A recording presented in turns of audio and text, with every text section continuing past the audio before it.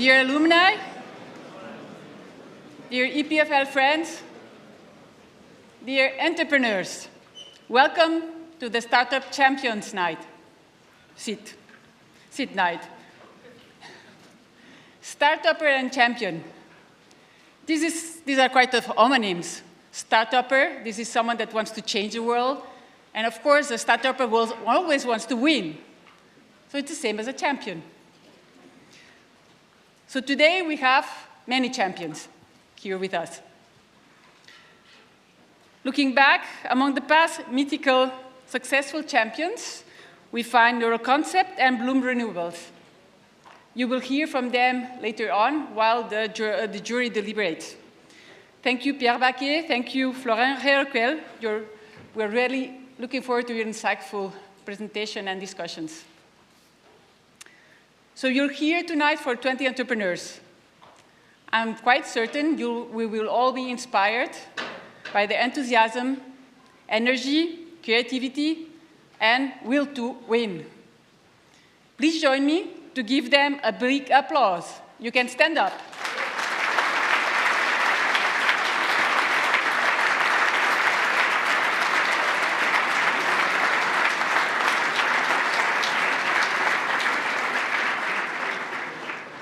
Ernst & Young, Innovo, Keller-Haskara, Mirabeau, VentureKick, we're very proud of the continued support to the event, but also to the startup ecosystem, as partners and jury members. Thank you very much.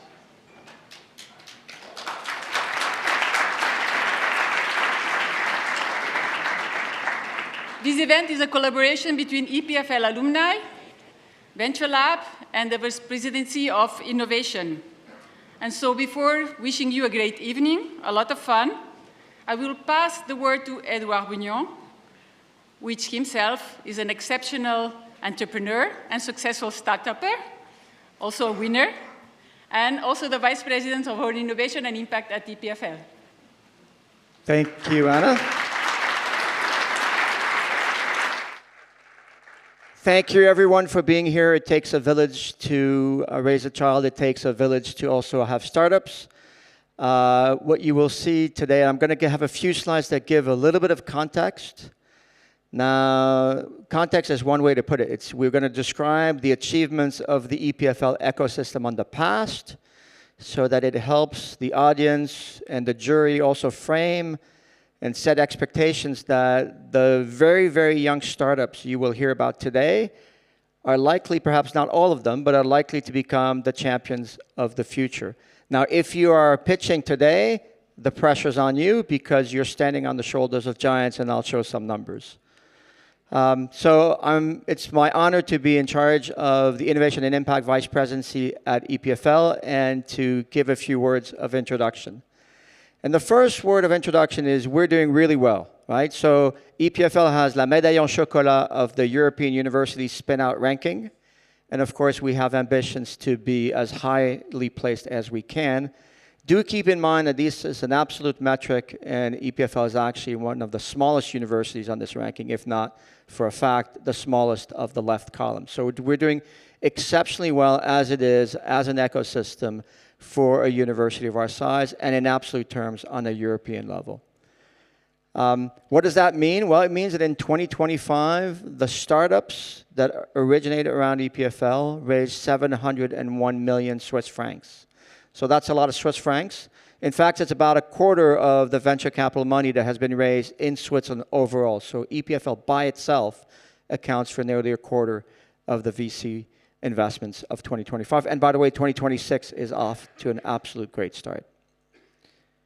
How do we get to 701 million Swiss francs? Well, of course, you get lots of small rounds and a few big rounds. And here you have some of the big rounds that are listed both in their reference currency. In some cases, it's dollars, and in some cases, it's Swiss francs. At the other end of the pipeline, the startups that just incorporated in 2025, 39 of them incorporate last year. That's the all-time high. So this is also the best leading indicator for the future. So congratulations to the startups that were incorporated in 2025, and congratulations to the startup that have raised 701 million Swiss francs last year. Another metric that is, or another ranking that is, I think, interesting is there is a new organization called Deep Tech Nation Switzerland that did, through a pretty rigorous methodology, identified 160 candidates among applicants, 160 candidates of startups that were of sufficient potential that they would be considered a national scale-up startup. 160 companies were nominated. Only 60 companies had the time to actually make a full applications. Of these 60 applications, 10 were selected. And what's key is that the first 4 on the ranking are directly coming from EPFL. So 4 out of 10 of the first top 10 scale-up ranking of Deep Tech Nation Switzerland. It's called Project Switzerland. It's done in collaboration with a number of supporting entities. And of course, I think it's also important that we recognize the other 6, because what we see here nationally is the breadth and depth of the innovation ecosystem across disciplines, across geographies at that scale.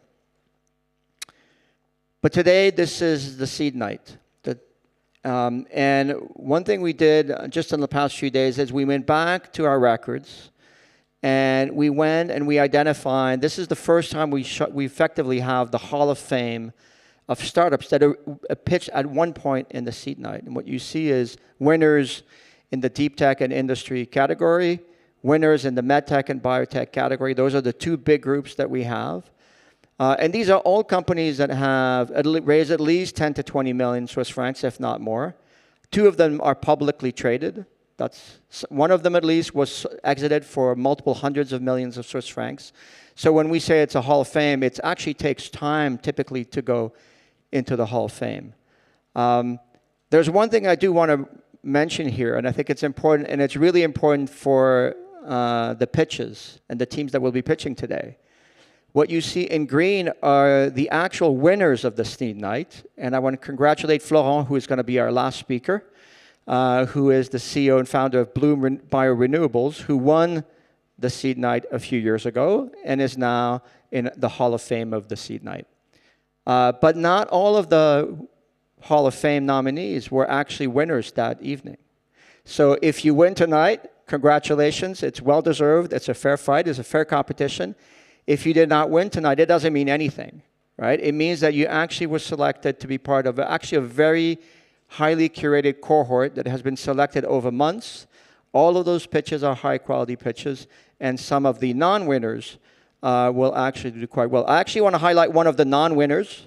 So Neural Concept is a non-winner of the seed night from a few years ago, but Pierre was able to raise over $136 million over the last few years. It's a company that is growing incredibly fast.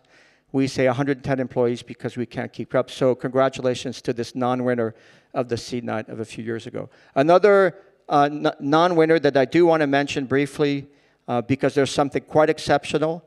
Julie Bonning is the CEO of PAVE. PAVE was at the seed night last year and is already into this Hall of Fame because PAVE has raised $40 million since then.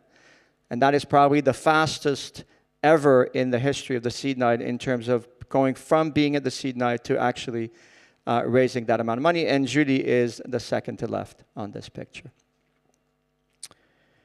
So how do we do this? Well, of course, there's hard work from the entrepreneurs. There's a little bit of supporting functions from my vice presidency that is aimed at putting a little bit of grease in the systems to make it possible to provide a support system. We provide a personalized journey depending on your founder needs to support you through the very complex transition from being a scientist in a lab or a student at EPFL into the founder of a company that actually lives on its own. And I do want to thank all of the ecosystem that made this possible.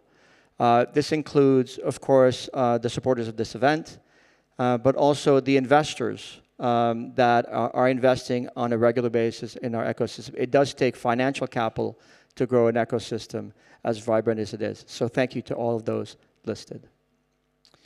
I want to pitch one thing for those of you who are interested in understanding about the nature, the landscape of the ecosystem for the slightly more mature startup, the ones that are actually bigger in size. We are running a professional EPFL Investor Day once a year. It's the entire day event. It's on November 25th. So keep it in mind. And if you're interested, let us know, and we'll make sure you get an invitation. And with this, this is our motto: don't just learn entrepreneurship at EPFL, but actually live it. We're living by doing. Thank you very much. I'm going to pass the baton to one of our MCs, Jordi, who will take it from there. Thank you very much.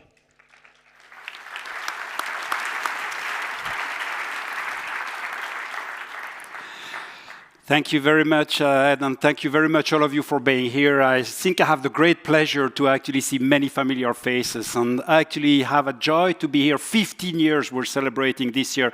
I think it's worth to mention. You've seen many of the alumni, and you will hear them tonight.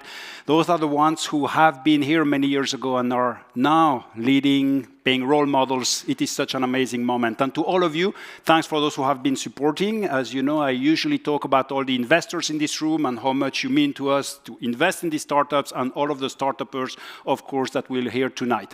A few words about me and Venture Lab. So I'm the co-founder and CEO of Venture Lab. Venture Lab today has 22 years, started in 2004. First mission was to educate entrepreneurs. And you see here, since then, we've built a lot. We've built a lot in order to support the companies to move up the chain, thanks to the ecosystem. And it's true, we have a fantastic ecosystem. I would claim more than a village today, really a city. Look at this campus. It's become really a mega city, but this is how we get to the success that we have right now. And with this, we have built on top support in order to finance the whole ecosystem we need. And entrepreneurs, you know, we need money. There is no question. We need to go international, and we need recognition, because what you do is actually quite fantastic. Money-wise, I'm always here to remind all the entrepreneurs who want to start to use all the tools they have, including one of them, Venture Kick. We have now also Kicked, and if you want to look at more startups, we have these things you can find here and online, where we've passed the 1,234 plus startups supported. And you can read here, and you see here one of the role models we use, EPFL alumni, Volumina Medical, for those who don't know, one of the fantastic companies who emerged from EPFL.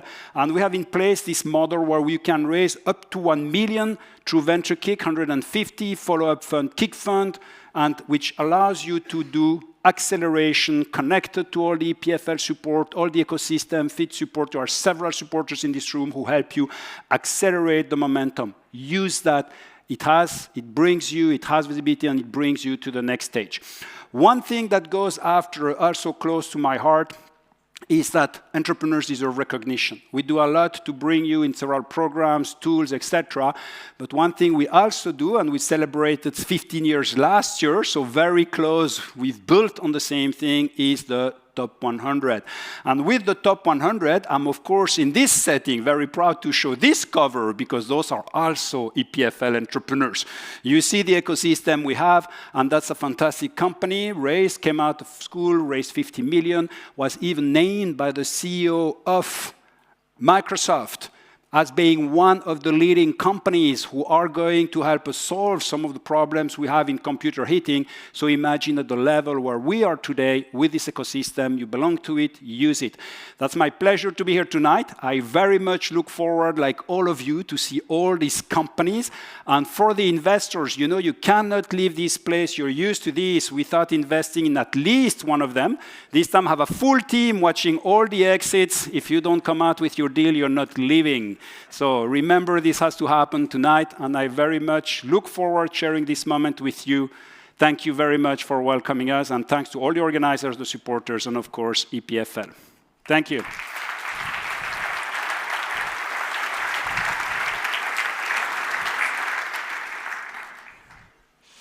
And all this is possible thanks to the great EPFL, where we are tonight, and that produces all these talents. So I'm the lucky person managing actually this huge network, EPFL alumni, where we have 46,000 more actually alumni. Many are in the room. We will see the startups today, the entrepreneurs, but also many others that contribute to the ecosystem. Can you just raise a hand, all the alumni in the room? Very good, yeah. You're always, but we also have other alumni, so not just EPFL. And so many are investors, inventors, and they really contribute to the ecosystem. So as if we can go to the next slide. So for us, what we do a lot actually to support our entrepreneurs because there are talents. So of course, the network is the most important as an entrepreneur. This is something that you really need to have at the start. This is maybe where you can find your co-founder, where you can find your investors, of course, but also experts and so it's really a wealth, a gold mine that I hope you will be able to explore, and also, of course, your first customers. If we can come back. Also, we have this international network, so make sure that you go abroad. Mentoring is key. We have that on the platform, and as well as you can recruit from there. And we love to communicate on the entrepreneurs and also do events like this one tonight to give you visibility. So go on the platform to find that. And so tonight, I'll make now the housekeeping rules so that you can understand how it's going to work, because you will be active part, actually, of this evening. So as you can see, we have 20 startups. They are organized in 4 groups. Each group will be pitching, so 5 startups per group, and they will have 90 seconds, not 1 second more, you will see. So be on time. And after the 5 pitches, there will be a vote by the public. So it's going to go very fast, be ready.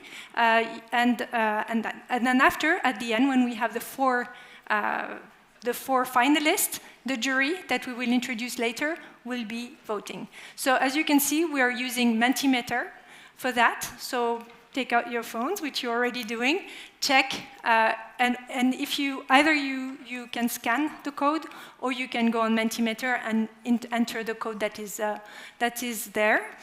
And are you able to vote? So we can now check and see who is here tonight. So this is a test to see how it goes. So it will take a bit of time. So, and we need a bit more, it's going up, it's going up.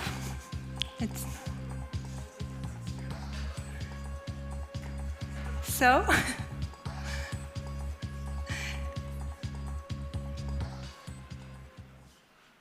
what are the results? Hey, here we are. So we have,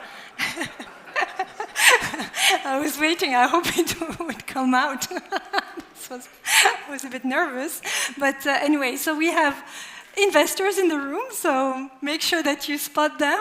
It's important, but also corporate, startups, students, and other. Voila.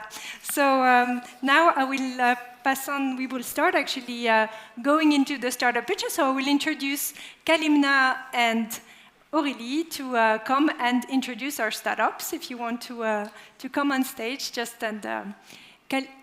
It's Kalimna who's going to do the first session. Thank you very much. Thank you.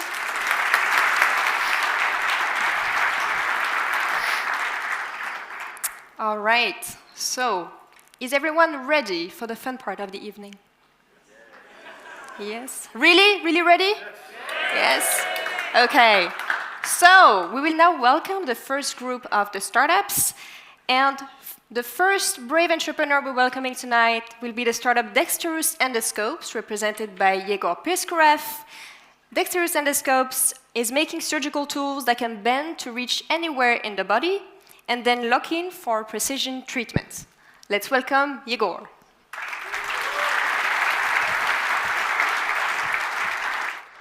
Hello, everyone. So we're going to start today on a sad note. Imagine a surgeon looking you in the eye and saying, we have to cut open your face, remove the bone. That is the only way how we can reach the tumor.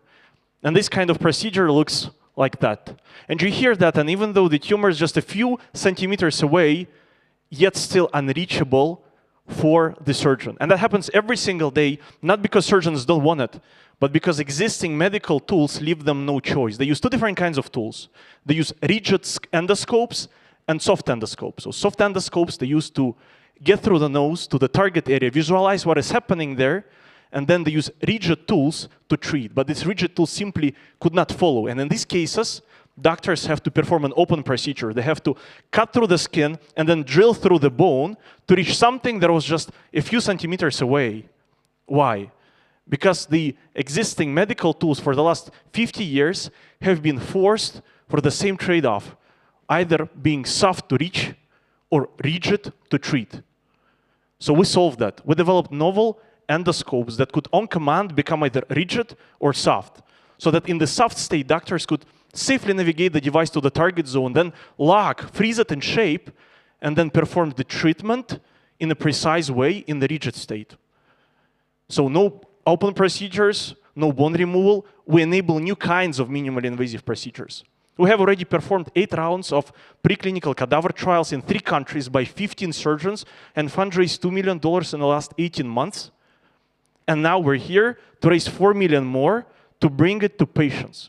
So help us make the hole in the face a thing of the past. Thank you.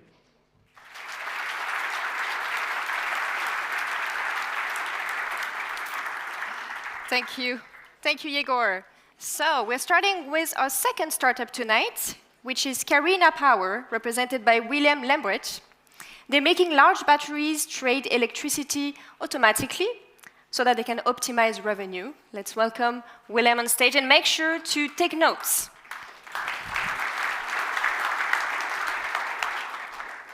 Think about your phone battery. When you first had your new phone, battery would last days. After half a year, 1 year, you need a charger even before lunch. This is battery degradation. Now imagine the same happening with a large-scale battery, size of a tennis court. These batteries are essential to balance the grid and to store excess solar power. And these batteries make money by cycling, but cycling is also what kills them. So every trade is a choice between revenue today and lifetime tomorrow.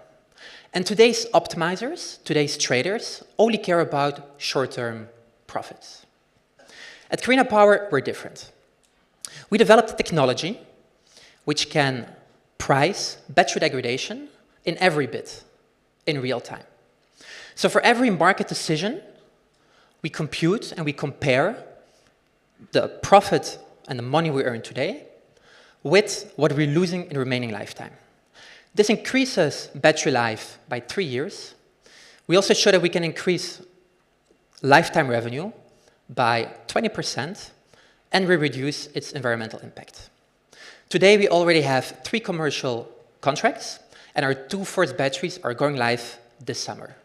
We're raising 1.5 million to become European leader in degradation-aware battery trading. Every cycle has a cost, and Carina Power is the first one who prices it.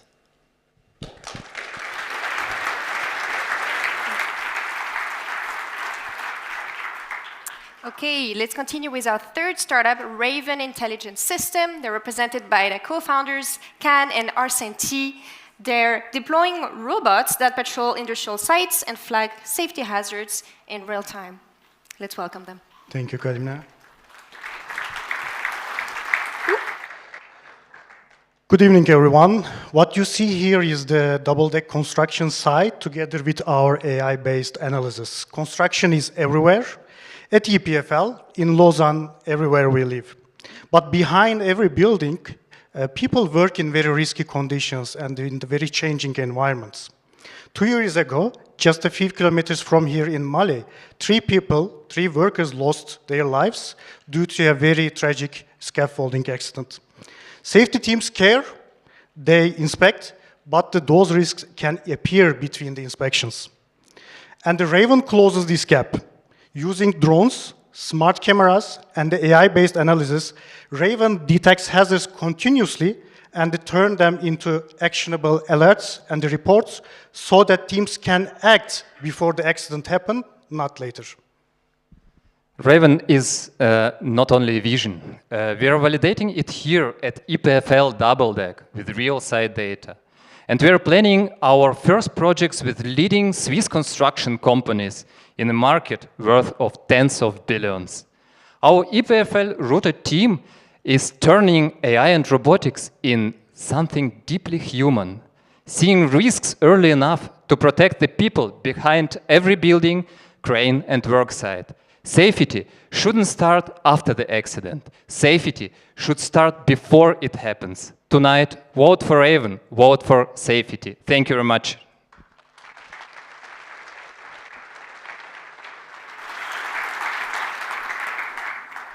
Okay, are you ready for the next startup? Great. Okay, so we'll continue with 1644. They're represented by William Ramsey, and they have developed a technology that destroys methane directly from the air. Welcome, William.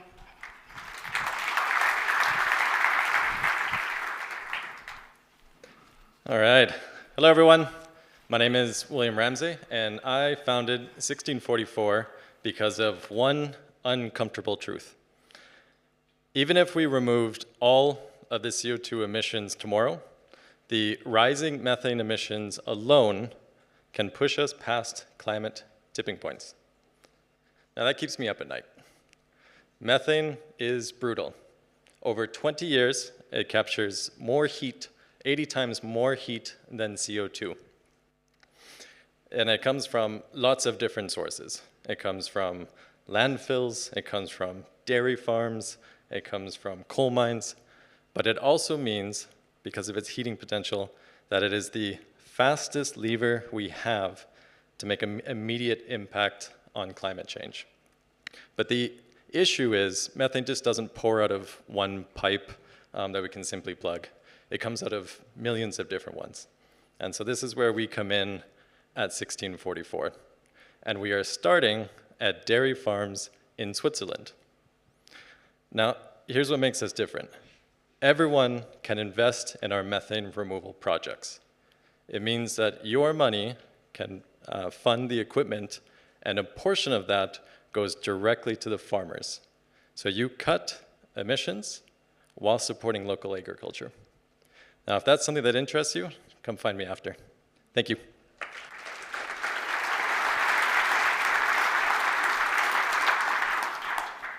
And our final startup of the first group,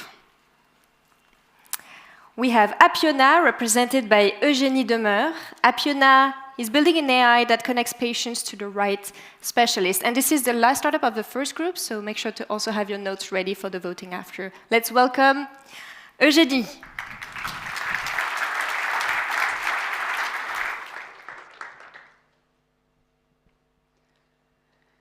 Imagine having to coordinate 12 healthcare specialists in a single year because no one else will.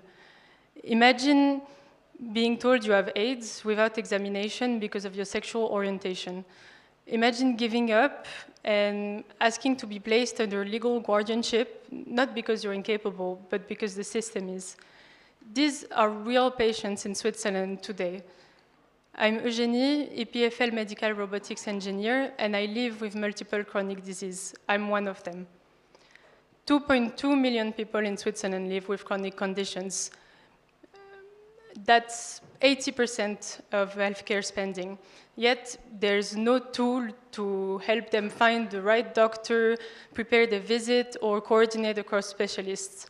So I built Appiona. We match on what really matters, not just availability, but expertise, compatibility, and inclusivity. Our AI prepares the appointment, so the patient arrives ready and the doctor saves time, and we coordinate across providers so nothing gets lost. It's free for patients, and for practitioners, the return is immediate. The no-shows are divided by 6, and there's 4+ hours recovered per week. We are raising 100,000 francs to reach 30 paying practitioners.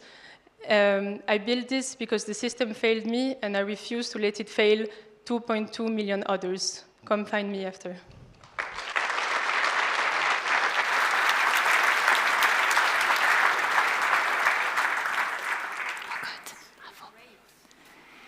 You have to go.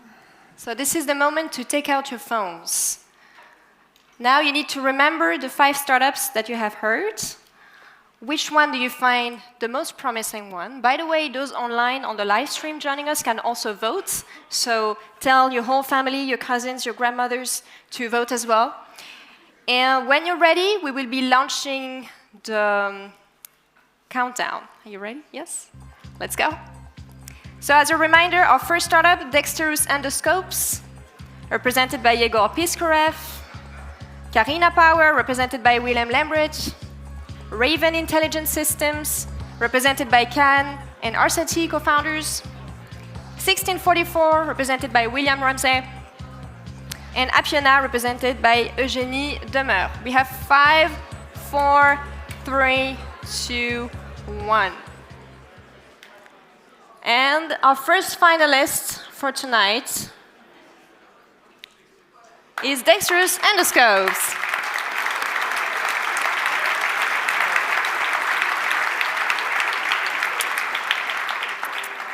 All right. So, Yegor, you feeling good? Yeah. I don't have a mic, but yeah. No, it's okay. It's okay. All right. So, thank you, Yegor. We will be continuing now with our next group of startups. Let's welcome Aurélie. Yes.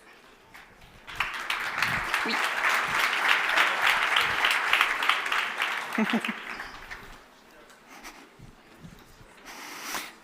So I hope you enjoyed this first session because we are coming to the second session. So ready? Let's go. So let's open this second session with molecule. The team is turning complex biomolecule testing into something faster, cleaner, and smarter. This is André, who opens the second session. André, join me.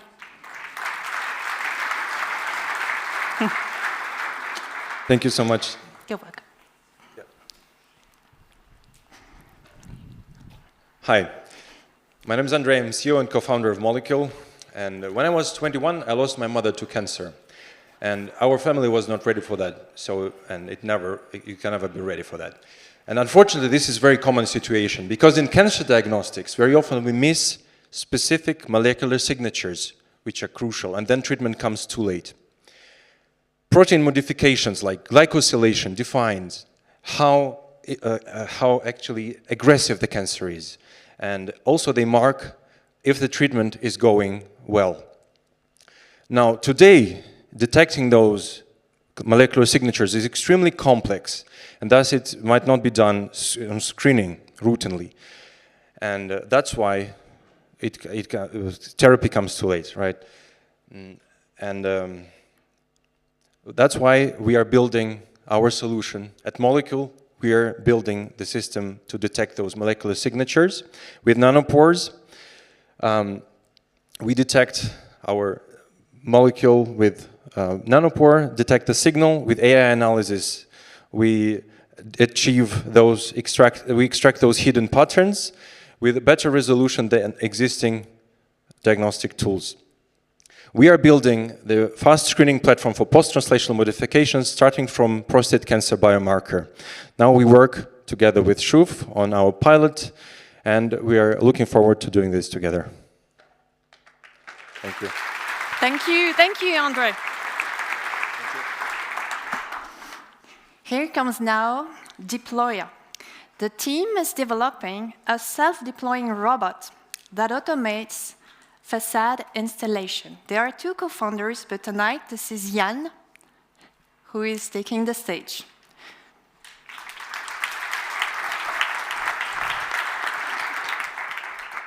I'm pretty sure that today you've already seen two construction elements. My name is Jan Petrš. I'm co-founder of Deploya, as well as architect and roboticist. But back to these elements. One of them was definitely scaffolding. It's present everywhere, especially in Lausanne. It's annoying, it doesn't evolve so much over the times, and it's still very dangerous. And the second one is more interesting even. These are ventilated facades. Those are these facades which consist from few layers. There is an insulation and then the cladding panels on the top, and in between there is an air gap which gives the name ventilated. But actually, it's pretty interesting about the market here. 54% of all new facades in Switzerland are these ventilated ones. 11 million square meters are built every year here, and we would like to address this market. We are building origami-inspired self-deployable grid, which instead of days of manual work needed for scaffolding, deploys within the hours. And instead of putting humans on the facades, we would like to put their robots, which will execute the installation necessary steps. We cooperate with companies in Germany and Switzerland.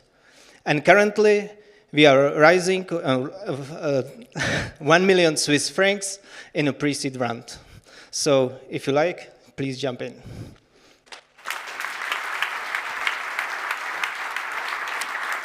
Thank you very much.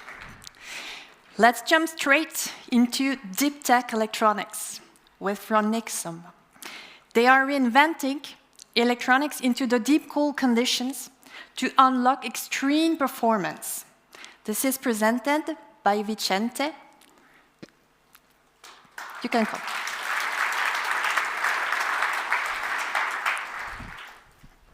Hi everyone, my name is Vicente Carbon. I'm the co-founder and CEO of Ronixum. At Ronixum, we are developing microchips that operate at extreme temperatures. Why? Because quantum computers cannot scale without them. You've probably already heard about quantum computers, but let me give you a quick reminder. Quantum is about to change entire industries. Pharma, finance, automotive, aerospace, AI, sustainability, and beyond. For the most skeptical amongst you, let me give you some numbers. Quantum, ironically, is no longer just a probability. It's a real market that has generated over 1 billion in revenue last year alone, and that has companies that are going public, far beyond just academic research. So what is the problem? This is where we are today, and this is where we want to go. Quantum and qubits are facing a scalability issue that we're going to solve. We're going to solve it by bringing microchips to the quantum core. We are not the first ones with this idea, but we are the first, according to our competitors, to have the right tools to make it happen. Our IP lies on predicting chips' behavior at cold temperatures, reducing engineering and manufacturing costs by a factor of 20. We will release our first product this year, and we will be looking for fundraising. I'll tell you, cold electronics has never been such a hot topic. Thank you very much. Woo-hoo!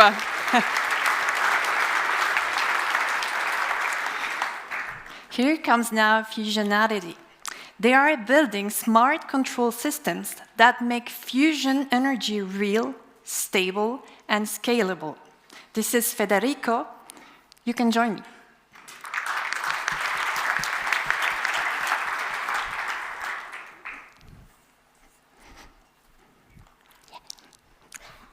Fusion is the ultimate energy source.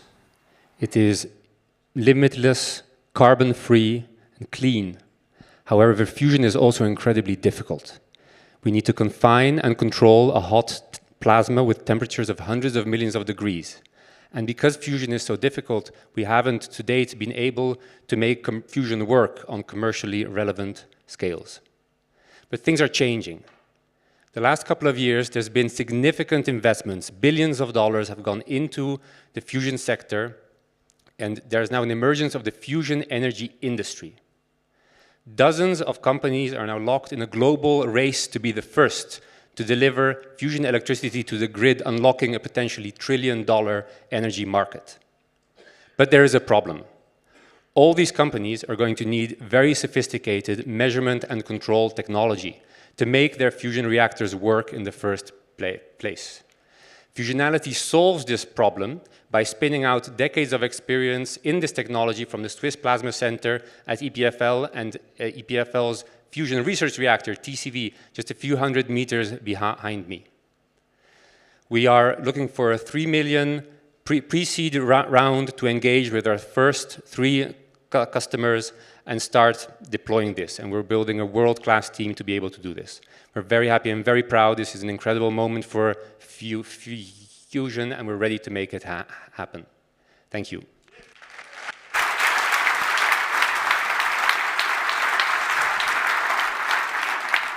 So we are nearly at the end of this second session. We will listen to the 5th speech. Just to let you know that she jumped in today on a short notice. So she's doing the exercise today. This is Emma, who brings us Capture, the next breaking through in clean rare earth recovery. Emma, the floor is yours.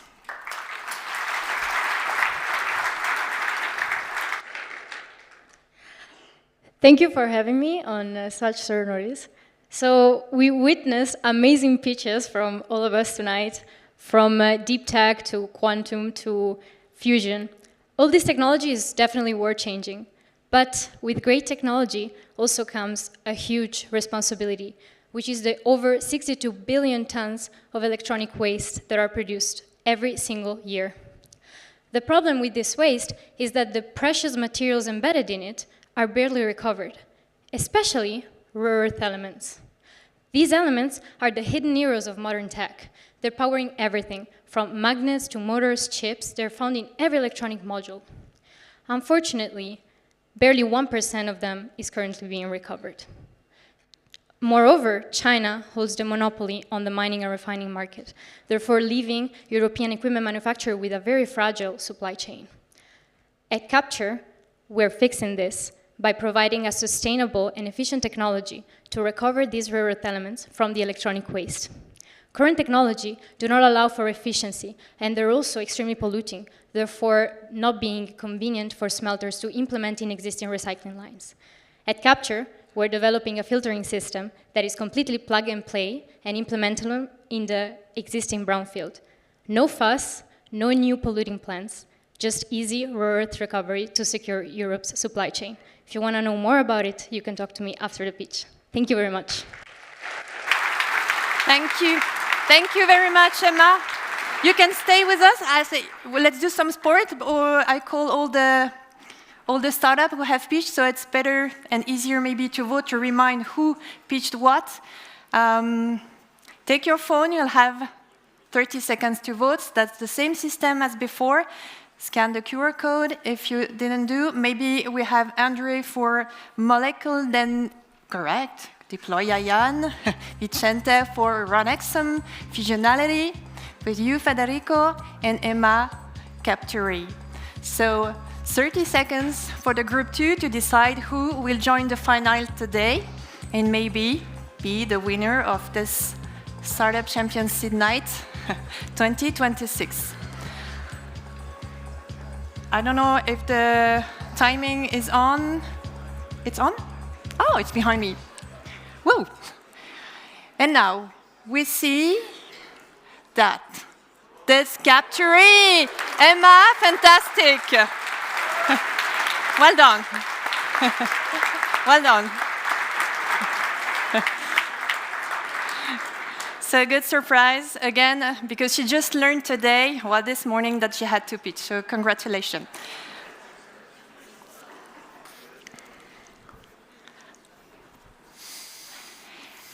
Now it's time for the first interview of the keynote. lessons. We so had Jordi, actually. I Thank let you you very with much.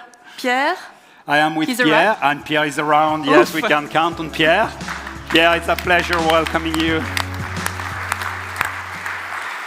I have the great pleasure to have you here, Pierre. You're actually one of the alumni that was even mentioned this morning, actually, or sorry, in the introduction of this event.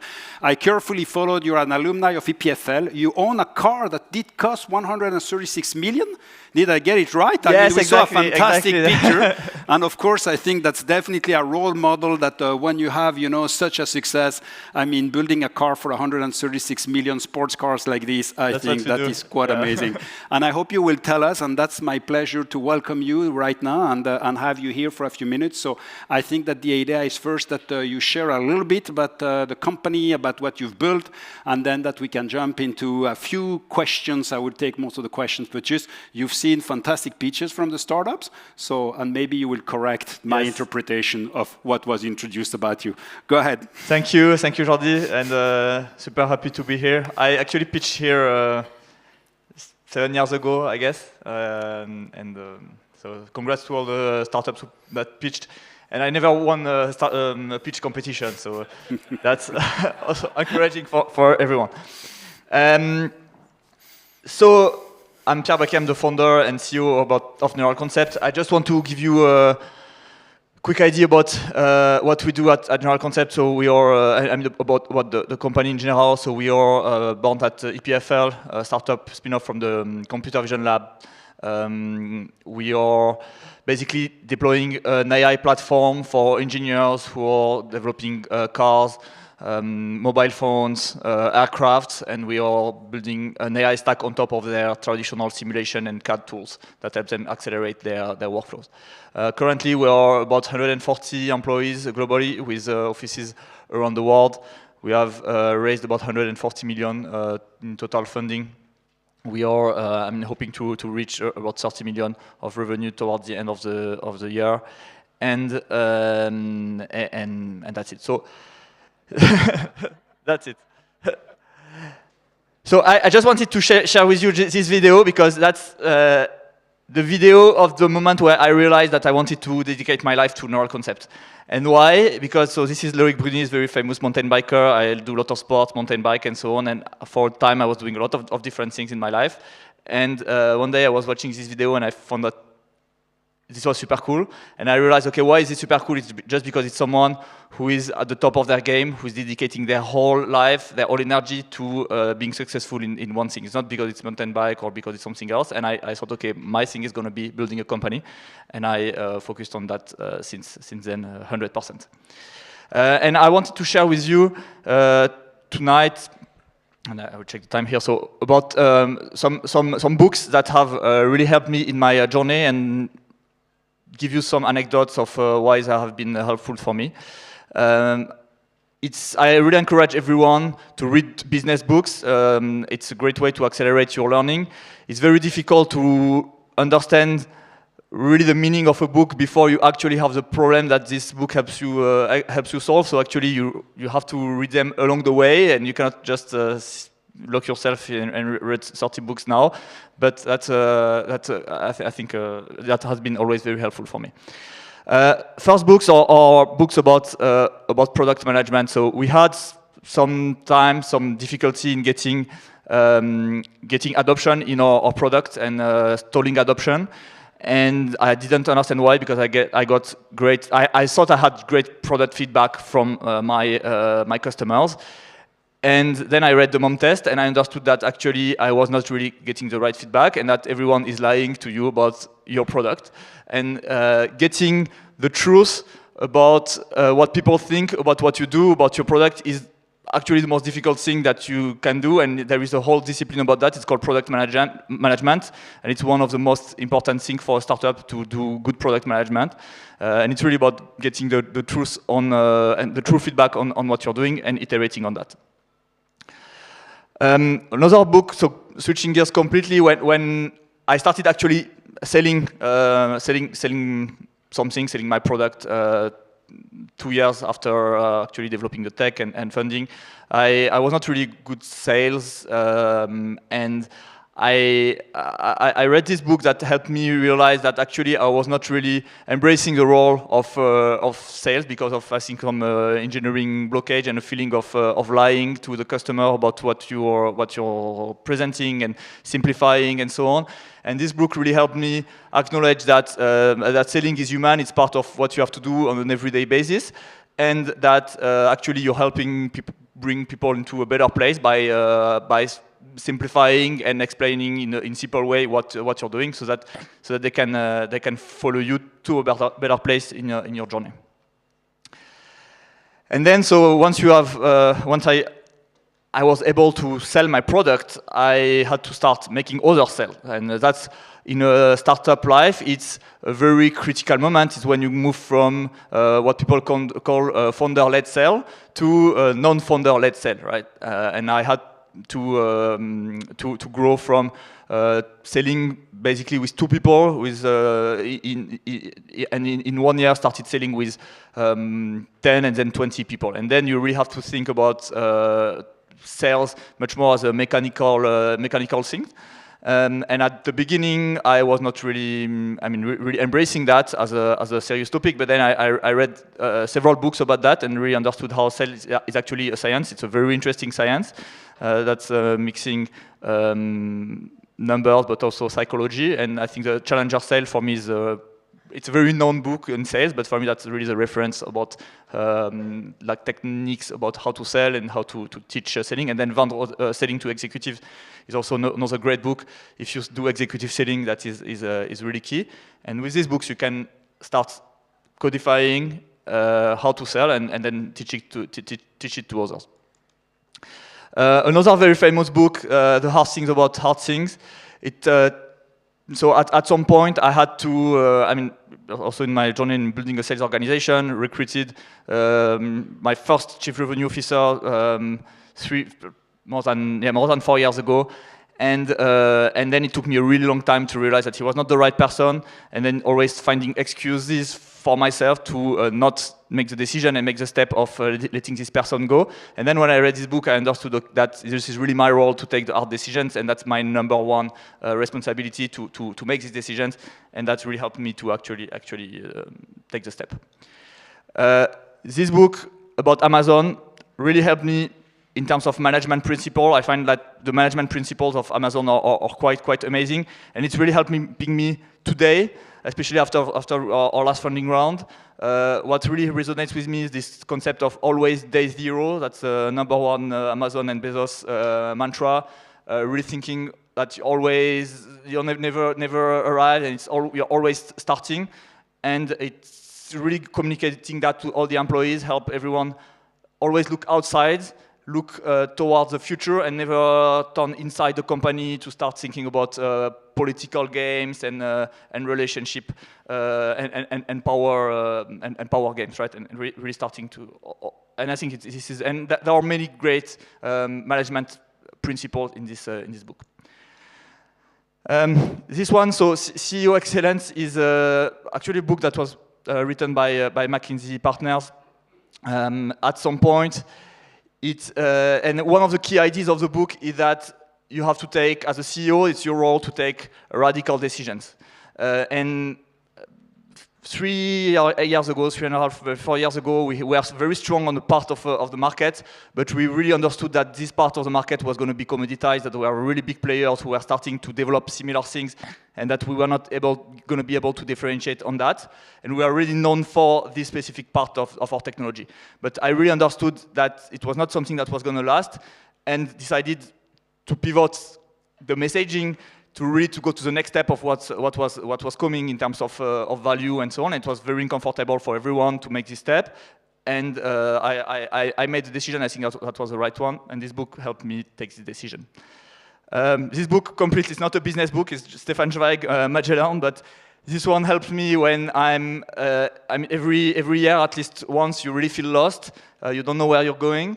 And then I think about Magellan, who had to drive people, a crew of hundreds of people across the Magellan Straits, very, very lost. And that helped me continue moving forward and looking towards the future.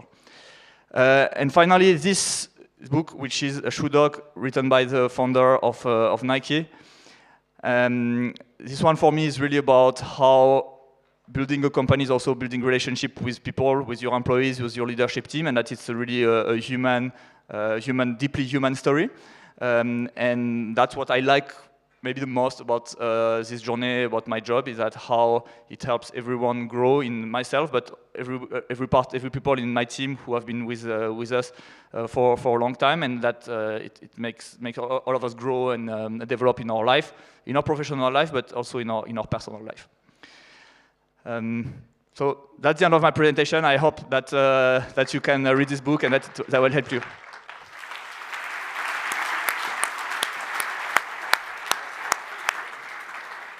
Thank you very much, Pierre. Fantastic sharing. Thank you. I hope all of the founders who are here get already quite a bit of insights.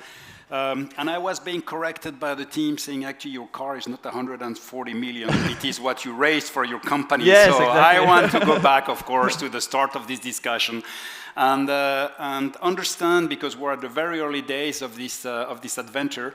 And by today, of course, you've become a machine at raising funds. You were not back then. What have you learned in the meanwhile when you talk to the startups raising funds early stage? A few words about that. Yeah, I mean, I think raising funds early stage is very difficult. For me, it got easier and easier to raise funds because then you get much more judged on numbers, on what you have actually done. And so at early stage, it's really finding the right people. I think there are people who will believe in your story, will be excited by your adventure. Some others who will not, and you just have to find those people and bring them on board. And convincing them. Some people are good at pitching, some people are better at one-on-one conversations. Everyone has their own way of convincing. Yeah. And what did you feel you used to really convince them? Because I mean, usually it's called the frog kissing game, and I think everyone knows, costs a lot of frogs. When did you feel this one is a princess, a prince, it's going to become? I mean, for me, it's like when you see that you have someone who asks the right questions and that you can engage into a good conversation about what you're actually doing, and that they understand what are the blockers, what are the opportunities, that you can have a transparent conversation. For me, that's when you're always the right person. Yeah. Okay. You mentioned one key point, and I think we always come back discussions around the team. They are around the team. I love to take that point early stage. First lesson, when it's not the right people, you have to take the hard decisions. But also first, how did you convince people to join you at the beginning? I mean, what did you use? Was it because you were an EPFL startup or because you're handsome? I don't know. How did you do that? Yeah, so I was very fortunate, and that's part of, I think, the great advantage of funding the company in EPFL, that I had like a team of maybe 6 people that were close to me, so master students, PhD students who were starting and dropped to join the company. So we really, inside the lab, created already a small group, and most of them are still with us. And I think it's just people who are super excited about what we are building, about the technology, about the vision, and who share the same ambition. And that's how we build this core team. Okay. Maybe as the time is flying, I mean, one couple final questions. One of them is, you mentioned this moment where you were watching the bike and you were coming down, and then it sounds fantastic, like, wow, now I want to be an entrepreneur. I am sure there is more behind it. So a little bit about this moment where you say, yeah, I'm going to do a company now, because I mean, you know, today AI developers, they would have huge careers all around, and they are offered magnificent salary, and you have to convince them, do your startup, don't go for corporate. What do you tell them? What was your moment? I mean, when I share this mountain bike story, it's pretty true. It's really a moment, and that's exactly this moment where, you know, as you say, like you're on a PFL PhD, you have to decide what you do in your life, and you say, okay, I want to do something exceptional, or I want at least to try to do something exceptional. And I felt that, and doing something where I could dedicate myself 100%, and I felt that this is a place where I will be able to do it. So, and that, of course, it's never an easy decision. You always have, I mean, especially at the beginning, doubts. But I mean, and then it was 100% the right move for me. Yeah.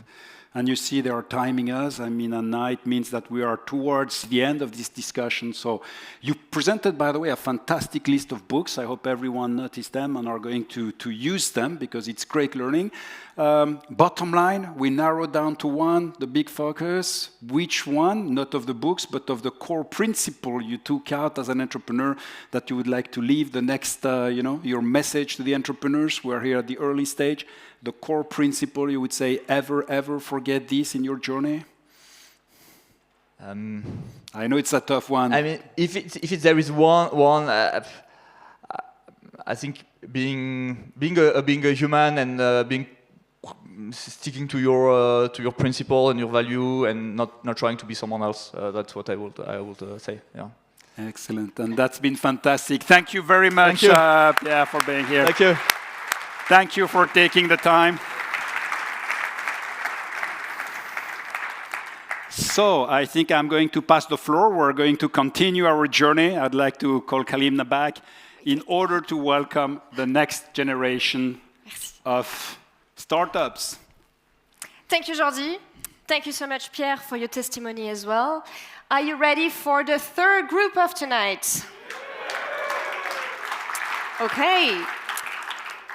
So, welcome with me, co-founders Sandra Marketed and Johan Hesch, co-founders of Obstetrical Care Solutions. They're developing 3D visualization of childbirth in real time to help doctors make more informed decisions. Let's welcome them both.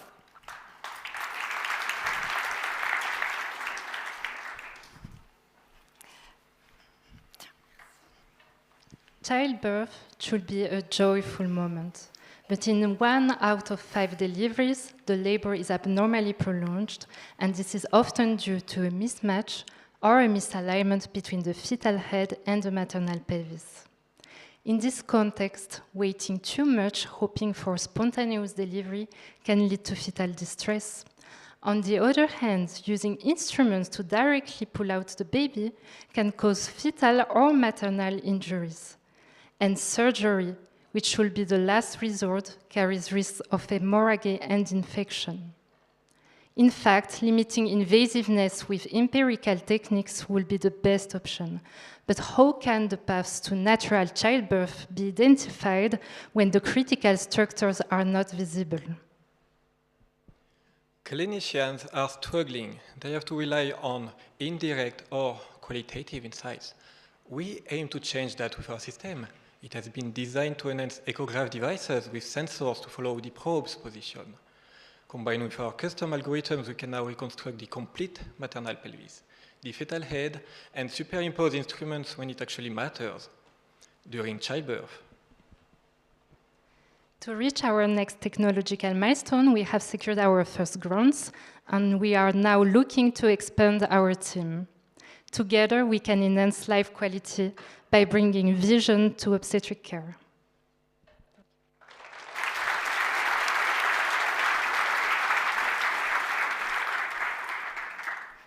Okay, let's welcome our second startup of the group number 3, Larmor Systems, represented by Massimo Carpita. Larmor Systems is building the machines that generate the intense heat that is needed to power the next generation of clean energy technology. Let's welcome Massimo.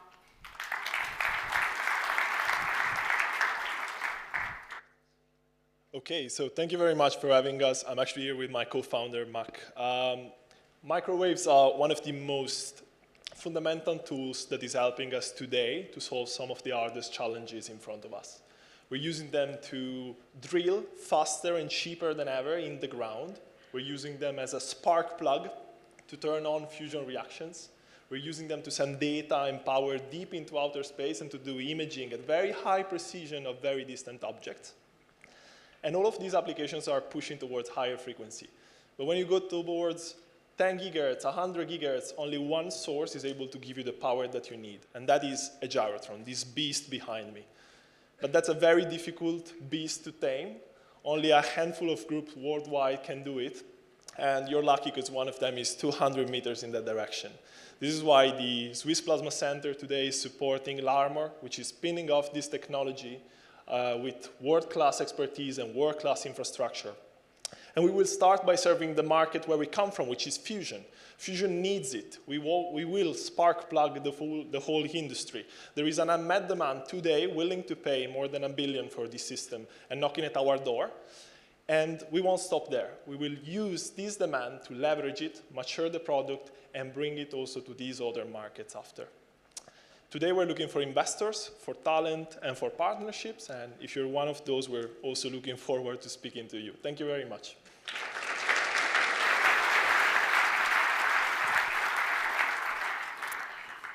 Thank you very much, Massimo. We will continue with WindLens, represented by Matteo Peduto. WindLens is developing AI forecasts that help wind farms sell electricity at the right moment. Let's welcome Matteo. Hi. Hi, everyone. As you can see, I'm not the best skier, but I hope to be a better pitcher today. So my name is Matteo Peduto. I'm the co-founder of WindLens. To give you some context, wind now represents 18% of the total electricity production in Europe, and it keeps rising. But there is a problem with it. The problem is on how energy is actually sold. Wind operators need to sell their energy before producing it based on weather forecasts. But every wind farm in the country actually relies on more or less the same model. So when one prediction is wrong, the whole country is wrong. That creates a gap in the grid, so electricity market price rises, and wind operators need to pay the difference. This can represent weeks of revenue lost in a few hours. WindLens fixes this. We train our proprietary machine learning model on each wind farm site and understand how the local weather pattern actually line up with the country level forecast. We advise our customer on how much energy to sell, when, and with how much risk. We have 2 live pilots and demonstrated a 50 revenue increase on a 40 megawatt park over a year. We are now scaling up to the 15,000 megawatt of wind owned by our partners. Windlands is the missing layer between the forecast and the market, and we are just starting. Thank you.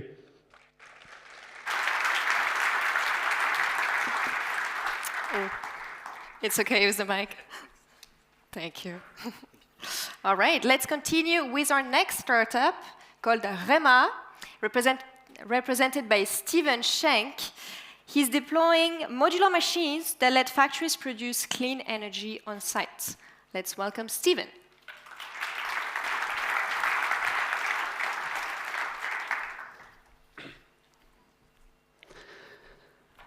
Today, hydrogen is essential for many industries, from metal processing, synthetic chemistry, or energy storage.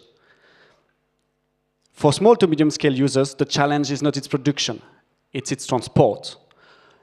Logistics account for more than 50% of the end-user cost of hydrogen. At REMA, we solve this problem by enabling on-site hydrogen production. We developed an AM electrolysis technology that enables our customers to produce hydrogen where they consume it, using only water and electricity. Our electrolyzer is a scalable solution that allows our customers to have full control of the hydrogen supply while reducing both hydrogen cost and carbon emission. We are initially targeting customers going from watchmaking suppliers, aerospace suppliers, synthetic chemistry or energy storage market, where decarbonization is difficult and delivered hydrogen is expensive. Now, we are looking for a lead investor for a 3 million seed round to scale our demonstrator to a full industrial system. I am Steven Schenk, CEO and co-founder of REMA, and at REMA, we believe that hydrogen should be produced where it's needed. Our mission is to make green hydrogen accessible, available, and practical for the industry that truly need it. Thank you.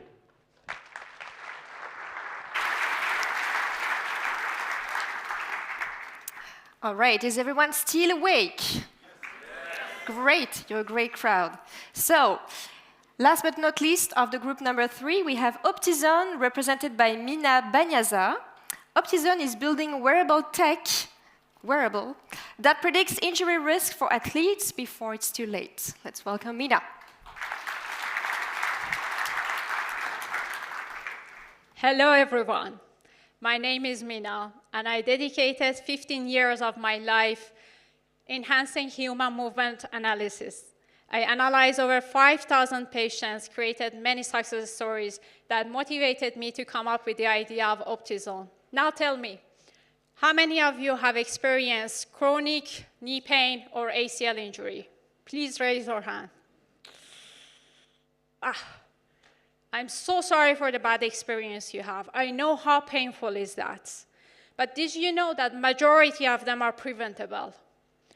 At OptiZone, we can precisely predict the risk of injury before it happens, before it's too late, provide personalized recommendation to mitigate that risk. I may have this problem. Majority of you have this problem.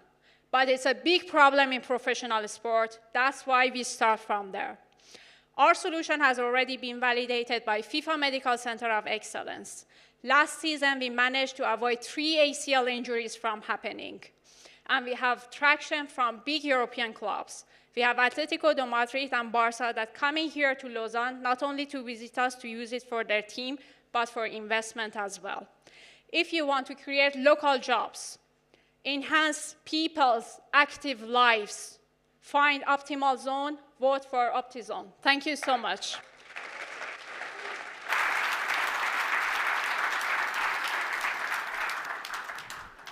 Great, thank you, Mina. So I will call our startups on stage. Please stand in the same order of the logos of startup that we will see on the next slide.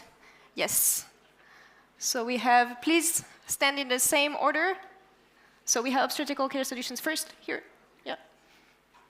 Just follow the order. All right, so this is again your time to vote. Everyone, please take out your phones. It's the same QR code, the same number as well. So yes, let's start the countdown. So again, first startup, Obstetrical Care Solutions, represented by Sandra and Yuan. L'Armor Systems, represented by Massimo. Winlens, represented by Matteo Peduto. Rema, represented by Steven Schenk. OptiZone, represented by Mina Baniasad.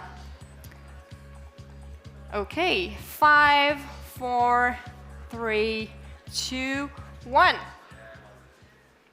And our third finalist is OptiZone.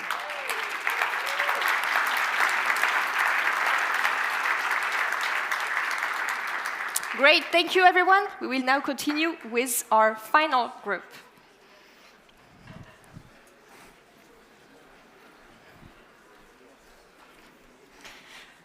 Thank you, Kalemna. Well done, all the team. We are moving now to the last group, the fourth group. I hope you are still full of energy, because the 5 last startups will also show you what you can do. So we are staying in the health domain, but shifting to a smarter implants with OrthoSense. They are turning standard orthopedic implants into smart, connected devices. OrthoSense is presented by Gwenaëlle. Gwenaëlle, this is your turn.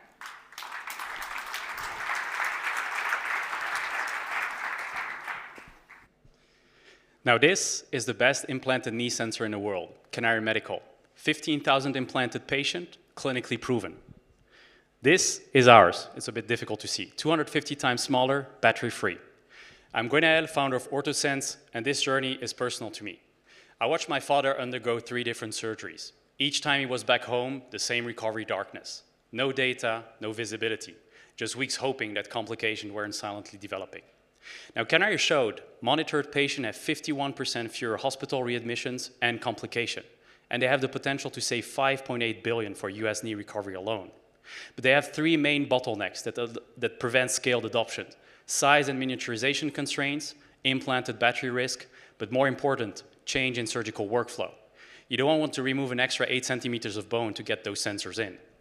Now at OrthoSense, we've developed those paper-thin, battery-free sensors that integrate directly inside of existing implant with no change in surgical workflow. Now this unlocks the $56 billion orthopedic market opportunity.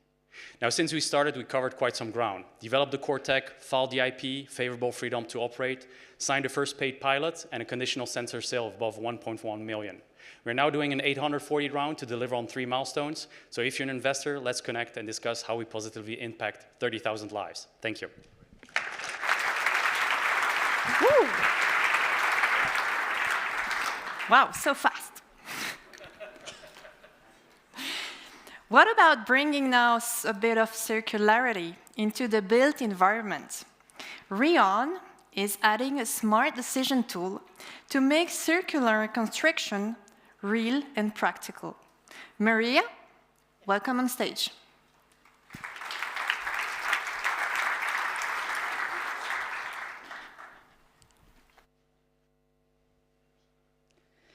If this building were demolished tomorrow, what would be worth saving and how much would it be worth? Reuse experts know. The owners, the one making the call, don't. That's why every year Switzerland buys 17 million tons of construction waste. 40% of it is technically reusable building components, like Lego. But only 1 to 7% is actually reused. Rion closes this gap. We scan a building and score every component on economic value, CO2, technical fit, and market demand. In ours, you know what to save, what to sell, what to use in new projects, or maybe demolish before it's too late. At the Rion score is AI-driven reuse viability index trained on reuse transactions across Europe and scaling rare experts' knowledge. We've evaluated the first building saving 30% of components and secured 150K with our first pilot projects, partners in real estate and 3D scanning. The Swiss reuse market is 3.5 billion francs, and we are just getting started. So let's talk to us. I'm Maria Sires from Rion. Thank you very much. Thank you, Maria. From buildings to data centers, let's pick up the speed with zigzag networks, optical fast lanes that power AI data centers. Mustafa, the stage is yours. Thank you. So I want you to briefly imagine you're driving a Ferrari in the city center. So car is powerful, but the road blocks you. Exactly the same thing is happening in data centers. Powerful GPUs, they are communicating, and the data get queued in the electronic switches, which consumes power and stalls your GPUs, wasting the compute. So in zigzag networks, we are addressing this challenge by adding optical express lanes in data center networks so that the GPUs interconnect directly. So this means we are reducing 10 times switching energy per bit and removing the congestion. And at the same time, thanks to our optical switching technology, we have performance per dollar, throughput per dollar of our hybrid network is expanding with the link speed. So, which is not the case for the electrical only switches. So in our hybrid network, our key is to manage the control with the electronic so that we don't compromise any flexibilities. And thank you very much.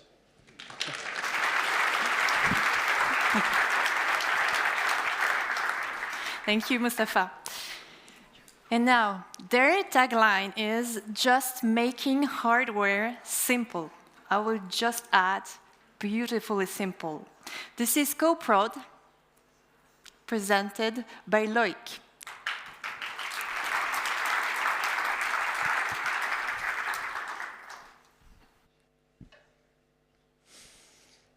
Robots are all around our social media feeds these days. But the uncomfortable truth is that today they're mostly just demos.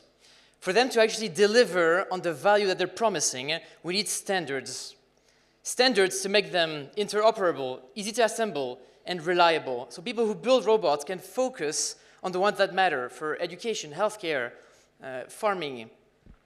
The same situation happened about 40 years ago about the internets. Scientists were already building computers in their universities, speaking with each other. But until the HTTP and World Wide Web protocols were launched, the internet couldn't start. And that's what actually brought value. Scientists innovate, entrepreneurs integrate. They say that robotics is the art of system integration. Well, in this case, at Co-Prod, we are solving system integration for robotics. And don't take my word for it. We built this in 3 months in my parents' garage with about 5K and 4 people working part-time. By the way, first Donald garage of this type in the world. Investors loved it. We've raised one of the biggest angel rounds in the country. We'll be announcing it in 6 weeks, and we're already shipping products today. Our mission is to make hardware simple, and we are just getting started. Thank you.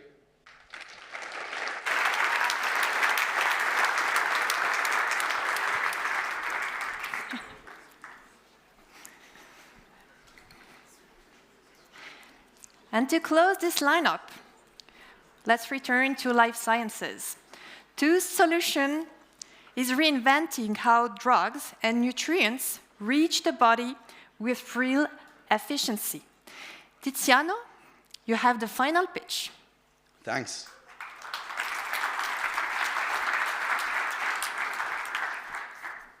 So I'm Tiziano, 22 years old, and I have a chronic disease.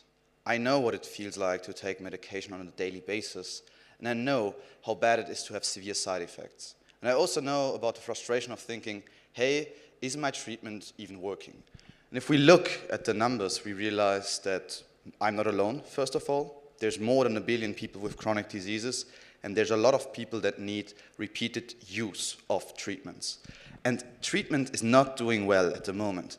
The cost of non-optimal treatment is exploding at the moment, and the reason for that is simple. We are not matching the body's pace. If you think about taking a drug, a nutrient, or a supplement, you either have temporarily way too much in the beginning, you end up in side effects, or you have way too little, having no effect at all. Both of it can be very dangerous.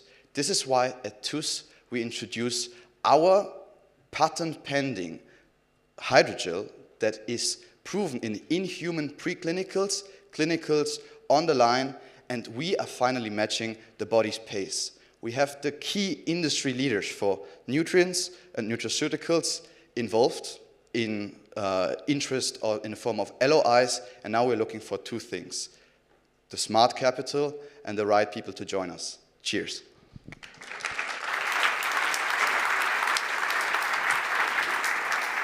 As you say, cheers. Stay with me. Yeah. It's time to vote now.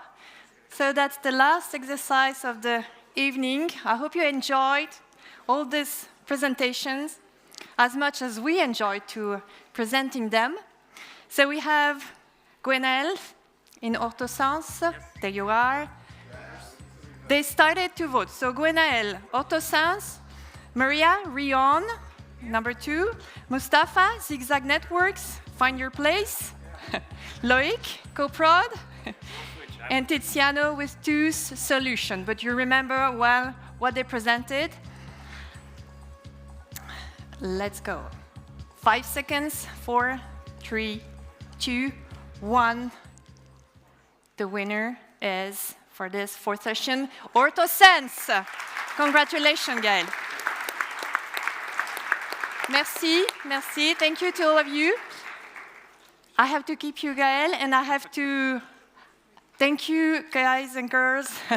I'd like to invite the winners of the 3 other sessions to join us on stage, because it's the time for your personal questions, right, Jordi? Yes, it is time. So I would like to have all the finalists back. Please join us. I'm in the fourth. Huh? I'm in the fourth batch, so There, you're staying.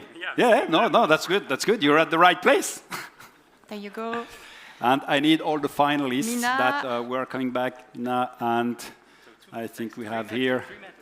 3 medtechs, yes, because this is what's very usual. And where's the fourth finalist? Emma, you can join. Emma is joining as well, who was our last-minute guest and then finally scored. That's fantastic. Welcome to all of you, and I would like to actually go in the order. I think you were actually at the end. You were the first. We have here the 4 finalists, and we will need to make sure that we are actually knowing who is going to be the winner.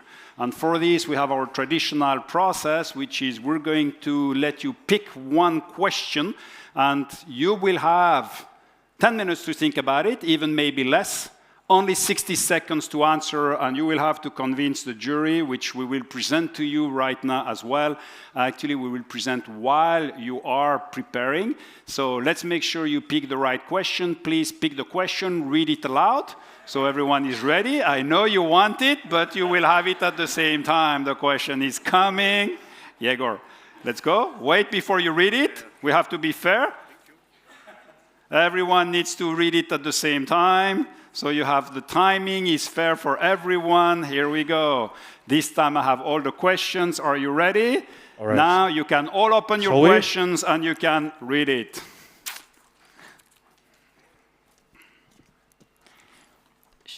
Okay, all right, so here we go. What are the next big milestones you plan to deliver within the next 18 months? What is the insight about your market that most people in this room don't know yet? What's the one thing you most wanted to say in your pitch but didn't have time for? That's a special question for you because you were the last minute. Who needs to believe in what you're building next and how to convince them? Fantastic. And remember that with your answer, You will have the pleasure, actually move a little bit forward. With this answer, you will have to really convince the jury that is going to be introduced now. I am actually inviting you to now leave the stage. I think the picture is ready. Go ahead, and you have 10 minutes, maybe less, to be ready.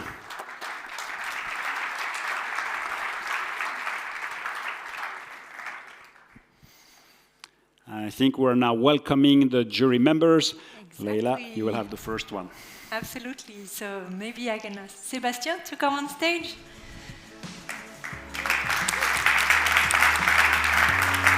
So Sébastien Leandri is representing EY and has been his partner for EY Switzerland. So EY, you know, is a leading global service providers in assurance, consulting, tax, strategy, and transactions. And Sébastien has been a strong supporter of startups in general and the Seed Night for many years. And also, EY is very active in helping entrepreneurs at every stage of their journey. Sébastien, maybe you can tell us, from your perspective, what are the key challenges for startups to scale up, and how does EY support them along the way? Perfect. Thank you. Good idea. Micro? Oh, sorry. Thank you. Good evening, Leila, and thank you very much. Thank you for having me. Thank you for the question.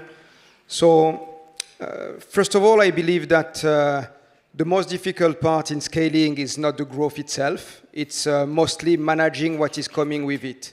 Mm-hmm. And what we observe with the scale-up is that there are usually associated three main challenges. The first one is the operational discipline, because what you are achieving with 10 employees usually breaks with 100. Mm-hmm. So you need to have scalable processes and the right finance function without killing the flexibility that startups need.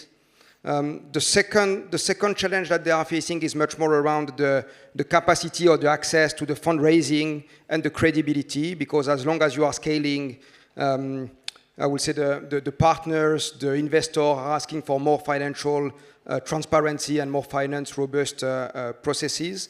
And third, it's talent and the global expansion, hiring the right people, entering new markets can stretch very quickly young organization. So on all those three areas, ITY, we are supporting startup. First of all, by helping them building the right foundation with the right finance setup, with the scalable processes.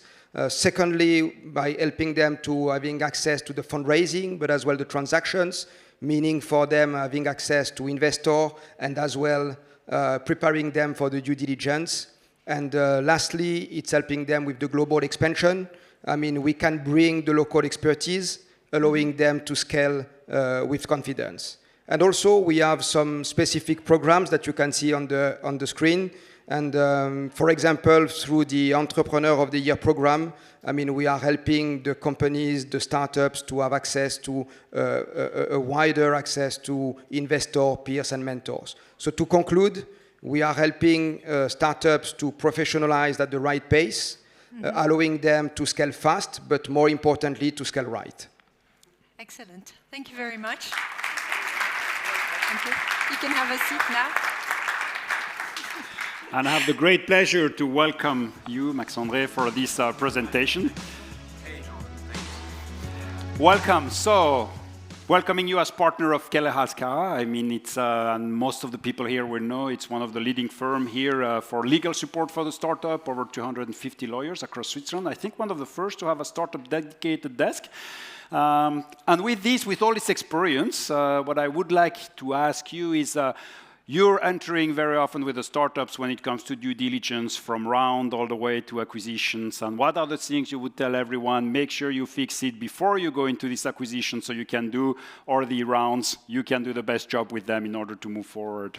And how do you bring value in there? Thanks, Jordi, for the great question. First of all, sorry for being the bearer of bad news. And I wanted first to thank all the startups that joined today and the amazing things that you're building. It's amazing to see. Well, as a lawyer, I have to tell you to take a little step back and think about if you were to sell your house, you would probably make sure that you know what's in the rooms, if there are cracks in the walls, and if the foundations are healthy. And for some reason that I don't really understand, startups and founders do not really see their companies as something that they will eventually sell. So they do not take care of the cracks in the walls and the foundation. And this is probably something that we see all the time. And it's becoming more expensive to cure the more you move forward. And one thing that comes to my mind is always the debt equity situation. I wanted to give a piece of advice to every founder. Even though you are unique, you will not be different than the others. You've heard before that many books need to be read, and I think it is important to also know from the other startups that the question is not really, is one of my co-founder going to leave, but when? And what do you, and how do you manage that? So, well, if I were to give you a piece of advice, reverse vesting of your shares from day one and build healthy foundation. And if you know your structure, then you can delegate it for a smaller cost than if you have to wait 3 years to cure those things. And we could help for this, hopefully. Thanks. Thank you very much, Max-André. Great. So make sure you have solid foundation, and this starts day one. Hello, and so welcome. This is Louis Fauchier-Magnan from who's head of Romandie and equity partner at Mirabeau. So hello, Louis. Maybe you can tell us. So Mirabeau, as you know, is an international banking group founded in Geneva, and is 7th generation, and Louis is part of that, is one of the 7th generation. Mirabeau offers different services in private banking, asset management services, and so we are very happy as well to have Louis being an alum of EPFL. He graduated in math in 2007 and is very strongly attached to his alma mater. Louis, can you tell us more what role Mirabeau plays in supporting innovative entrepreneurs? Yeah, thank you, Leila, for the invitation. First of all, as an alumni, it's great to be back. When I was studying here, it was a parking lot, so I see that things are changing quite a lot at EPFL. I would share 3 ways that we support innovation. First of all, we reached the conclusion, we observed that there is fantastic innovation in Switzerland, fantastic companies and startups, and we've seen some of them tonight. And as bankers, we also saw that there are individuals who want to invest in these companies, but they don't know how. And sometimes, or very often, as we are not in the US, they think it's too risky. That's why we developed a program called the Mirabeau Swiss Venture Capital Program, which I think acts as the missing link between these individuals and these companies, and that channels basically money and investment in these companies. I also want to say that Mirabeau does not invest directly in startups, so if someone comes to me later, I will not be able to look at it. For risk management purposes, we decided to select what we think are the best Swiss VC-based funds that then invest in these companies. And some of them which were shown earlier on the graph. Then the second point is that we want to support the school. So we are really proud to be a sponsor tonight of the Seed Night. And we've also been supporting the Blaze program here at EPFL. And finally, you have to be close to people, close to the school. So you might have read in the news that Mirabeau will open an office here in Lausanne next month. So really happy about that as well. Excellent. Thank you very much.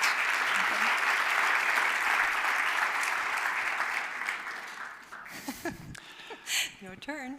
And we are welcoming somebody that somewhere everyone will know. Charlotte, it's a pleasure to welcome you here. How much introduction do I have to you? To do, I think not much. I keep talking actually into the mic. I have one. Head of scale-ups here. I mean, we've talked a lot during actually the program and the introductions. Amazing startups were born here. So I think the question to you is Innovo, which most of the people here will know.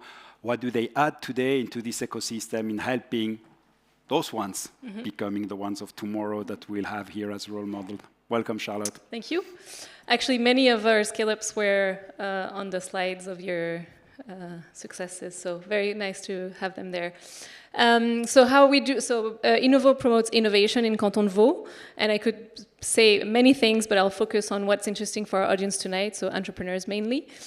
We do 3 things for entrepreneurs. We advise startups, early stage, pre and post incorporation, and we act as a one-stop shop for them, connecting with the different actors of the ecosystem, funding, coaching, different actors, programs, and so on. The second thing we do is we support founders who are around their Series A, about to raise it or just raise it. And we have a program with IMD helping those founders prepare for the scale-up phase. And we've been running that program for 5 years now, and we're having a really good feedback from the 55 alumni who've gone through the program and are in the pipeline to become what we do as third thing is the Scale-Up Vaud community. So we have a label for scale-ups. We recognize the companies that have 20% growth annually for at least 3 years in a row, starting at 1 million in revenue or 20 or 10 employees. And having this label give them access to a community where we connect to different C-levels so that they learn one from another. And finally, we also attract investors, and by attracting investors, we present them to all those entrepreneurs that we support all year round. Thank you very much. Thank you. Thank you. Thank you very much. So, last but not least, I would like to welcome also Anna, who will be part of the jury this year. So.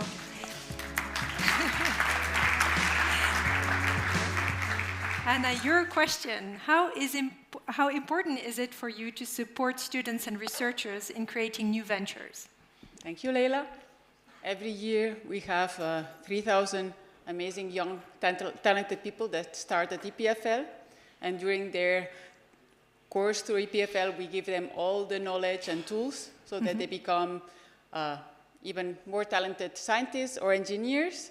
And when we observe them, we see how much they are, many of them have great leadership skills. And leadership, I define it as believing in yourself and knowing that you can change the world around you and you can have an impact. And there are many ways to have impact, and one of them is starting your own company, having your own idea and believing in what you have created. And so giving them the opportunity to go further, giving them the skills to start a company, it's part of our mission. And I'm very proud we can do that. And every startup that I see, every startup, I am proud of them, what they achieve, and how far they go. Excellent. Thank you very much.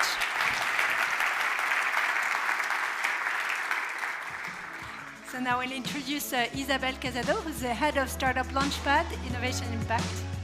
Thank you. So, we're getting to the end. Do you remember their questions? Please, can we have our 4 finalists? It's time now to respond to the question. Yegor, are you going to be first? Yegor was telling me, why do you always make me go first? There's a reason. Hey, thanks a lot, Isabel. Thanks a lot. So shall I read it first, the question? Yeah, go ahead. All right, so what are the next big milestones you plan to deliver within the next 18 months?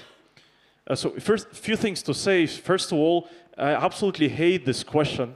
Yeah, because it's just not as playful as the questions of my peers. It's quite technical, quite a technical question. So first thing, to address it straight, we have a solid plan in 18 months. The goal is to prove that the device is safe and we can apply for the certification, produce 500 devices, then break it, test it, and then apply for the FDA clearance in the US. But then, startup life is quite tough, so sometimes the non-priority milestone becomes actually a priority milestone. And now the key milestone for us today now is actually hiring. We're hiring quite a lot of people, 4 people, and it turns out to be way tougher than I expected, actually. And probably final thing is just, not to get crazy on the way, with all this work, because it's a tough journey. Okay, so that's it. Thank you. Perfect. Thank you, Yegor. And there's probably a lot of talent at EPFL to hire as well. So guys, you heard the message. Yeah. Mina? Do you want to read out your question? Yeah, sure.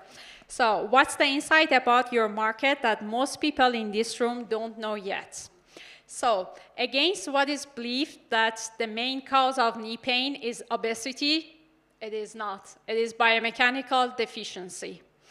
So it engaged 10% of population, 1 in each 10 European. And each knee problem, when it comes chronic, it costs 50K per year. Now, if we get only 1% of that population, charge them 30 francs per month, per year, you know how much revenue we're going to have from that? Billions. There you go. And Emma, you had the most appropriate question considering you didn't have a lot of, actually, yeah, I think you didn't have that much time to prepare. So what would you have wanted to say? So I would have wanted to say many things, but if I can pick one thing, is that, well, we are much earlier stage than all the amazing startups who pitched tonight. We are working right now on our proof of concept as part of my master thesis here at EPFL. And well, we have no nice, fancy robot to show, or nothing actually. But that doesn't mean that we're ambitious. We are really hungry, and we're gonna be spending the whole summer in the lab building our prototype to get to TRL4 by Q4 2026, and having a nice first prototype, actually an MVP, that we can implement with our industrial partners for a first industrial pilot. So we are young, but we really want to work hard to get where we need to. Thank you. Thank you. We love the unlimited ambition spirit. Congratulations. And our last question. Last one was, who needs to believe in what you're building next, and how will you convince them? So we're selling basically those sensors to implant manufacturers to turn them into smart connected devices. Now, we don't have the problem in terms from an economic side, because we have reimbursement code that is paying them $104 per patient per month, up to 24 months. So we discussed with big strategic players, J&J, Medtronic, Zimmer. To convince them, we would need to demonstrate that we are able to monitor those parameters in an animal study. So that's the next milestone that we'll do in Q1 27. Other thing that we have to do is basically play around between smaller OEMs that are willing to take the risk now and not lock us in terms of a licensing perspective. So we have to keep things balanced, but to convince them, that's the next objective that we have to do. Thank you. Thank you very much. I shall take the mic. Thank you very much. You can now quickly go back to your seats. Where is my friend Jordi? Jordi, do you know what your next task is? Yes, and it will be a difficult task. It will be a very difficult one. I do have competent people with me, because we'll have now the mission to decide of whom are we going to put on the podium tonight. I would like to invite our 5 jury members. So please follow me. We are now going to go for the real work tonight. Haha. Thank you very much. And not only do they have a really difficult task, but on top of it, they're going to miss out on our super interview. So it will be filmed. They can see it later. Florent, please, I would like you to join. It's such a pleasure to have you on stage. This is for you. And they are bringing us some chairs. Thank you. So, Florent, you're the co-founder, you're the co-CEO of Bloom Biorenewables. I think most people know, but it's a company developing bio-based alternatives to industrial materials. It was born here at EPFL, and now I think it's fair to say it's recognized as a reference in bio-based materials. In 2022, which is not very long ago, it's 4 years, you stood here, you won the Seed Night, and more importantly, which I think some may not know, you actually met some of the investors who backed you up at the Investor Night, here at the Seed Night. 4 years ago, you had a winning pitch, you had an amazing technology, a team, a strong belief that you could make it, unlimited ambition like before. Today, you have 24 million raised and 24 employees, because I'm really good in math, that's 1 million per employee.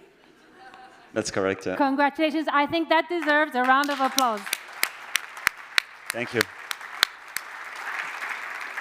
So let's just go back to 2022, okay? Just for the hell of it. Do you remember your pitch? And more importantly, do you think it's, looking back at it today, do you think it was spot on? Or were you a slight bit naive? Very good point, yeah. So hello everyone, good evening. And I hope you're not going to show the pitch. I did because indeed many things changed. I will give a few examples, but first, what remains is really this vision. So we really want to make planet Earth a good place to live. And the way we want to do this is we want to build an industry without petroleum. So you know all the products around us, they are made mainly with petroleum. And at Bloom, actually just across the street, when I was still working at EPFL, we developed a technology to make all these products by using waste from the forestry. So this haven't changed. But then the way to do it and what we did in the past years, this has changed massively. Things are taking longer, we spend more money. And I will show one example how we adapt to the market. So I think when I came here to pitch, I say we are about to build a super plant. You know, when you are a chemist and you develop a technology, you hope like you will own a plant and so on. But then, I mean, you need to raise like 100 millions plus to build this plant. So we had to be smarter, and we were very lucky to find the right partners who own plants, and then we can accelerate the production to meet the demand from the customers without even having to build a plant. So I think this is a key change from what I pitch. But at the end, we are going even faster to what we said, but we don't own a plant today. That's the result, yeah. Absolutely. But what I hear is that the vision and the purpose-driven was really the driver throughout, right? And then when we think about the seed night, I mean, there's all this. We all know it's a lot of fun. Sometimes I wonder, is there an anecdote, something about your pitch, something about the evening, maybe, that people don't know that you'd like to share of something that happened in that year in 2022? Yeah. One thing I remember is about the trophy. So I don't know how the trophy looks this year, but the one we had back in 2022 is really like, I don't know if you are following the Champions League or any, and it's like, it was huge. It's like a huge trophy. So it's very cool for the pictures, and we have it in the office, so people, when visit us, they are very happy. But actually, then you have to go home. So what do you do with this huge trophy? So I was coming by bike, and so I could not take it. So luckily, my CTO, Inna, I mean, she was not yet CTO, but she's really great. So now she's CTO of the company. She was here with us, and I just said, okay, I mean, I can't take it, so just take it. So she was in the metro with the huge trophy and just going, and like everybody looking like, wow, like, what did you want, and so on. And then she told me after she came back home, and her partner like what is this, or who did you study this from, or where was this coming from? So yeah, so now it's back at the office, it's not moving anymore, but yeah. So yeah, good luck tonight for the winner to bring it home. Think about it, yeah. Absolutely. I hope that I hope it will be big this year as well, huh? Because otherwise it's going to be a bit awkward. Perfect. So there was the pitch moment, and then there's the apéro, which I know you're all waiting for. And during that apéro, you actually got to know what then became an investor, right? So how did that first conversation come across? Was it about your technology? Was it about your pitch? Was it about your team? Do you remember how you actually hooked that first conversation? I mean, what I remember is I was not too stressed because we were not actively raising money. So that's the best setting, basically, when you approach an investor and you are not like begging, say, okay, I need money, or and so on. So you're just opening a conversation instead of just pitching. And the question about the technology, I think when we pitch here, and I think all the people here today did a very great job. I mean, we are not really pitching the technology. I mean, who cares? I mean, we care because we are tech people from EPFL, and this is our baby. But then at the end, I mean, what problems are you solving? I think this is a key. And let's say that most of the investors, they will assume that, I mean, if you have a degree from here and you have a technology and you put the EPFL logo on your slides, they will say, okay, it must be something cool, something real. And then you're like, yeah, what is the problem you are solving? I think this is the first thing. And then like, what about the team? Is there any passion, or do you really want to do it? Because, as I mentioned before, I mean, we all know the plan is not going to work. This is for sure. So does a team has a resource to change the plan, to pivot, to find new solutions, still to address the same problem, to keep the same vision, and it must be a meaningful problem to solve, and then yeah, to pivot and react. So I would say the problem you address and the ability to react to the changes is really key. It's key.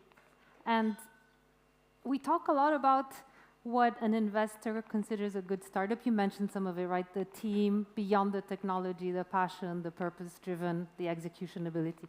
Let's do it the other way around a bit now, because you've raised a good bit. What do you think early founders should actually be looking for in an investor, and what would you say makes a good investor? Other than all your investors, of course, because some of them might be here. So actually, I mean, the person I'm going to mention, I think, just left. So it was Julien, who is one of the investors, and I think the first thing is like the human interaction. So we met here, and I was not asking for money at the first sentence, which was a good start. And then you build a relationship. So then we invited him to meet also with my co-founders. Then we went for dinner the week after. Then we went sailing together because we both like sailing. And so yeah, this was really building a relationship. So at some point, we opened the funding round, and we didn't need to advertise it or do a due diligence because the person knows you.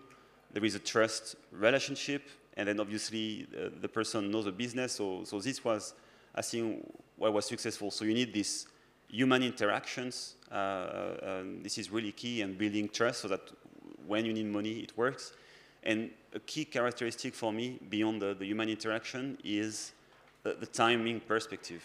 And in that case, this specific investor actually is come from the industry, from the chemical industry, and that person knows that if you want to transform the industry, it's not going to be within 2-3 years. So we talk with many investors which are IT focused and looking for a 10x return within 2 years. And this is not something I can deliver. And it's not because we are slow. I mean, we are fast. But the industry we are on is just taking decades to develop. Yeah. So I think one thing to line is really what is the time horizon. And this is why at Bloom we are mainly financed by climate funds and family offices, because they understand things are taking time. And when we talk with VCs with a 10-year horizon and they're already 4 years in their funds, it's not going to work. So I think, yeah, this is, to your point, what changed in my mind. I had the feeling that any investor with money is a good investor. So very low criteria, but learning like time horizon and human interactions is really key. Absolutely. Thank you very much for those insights. Those pitches were amazing. You agree? Every year I say the same thing, and every year I'm impressed with how good they are, how managed their timing. I mean, wow.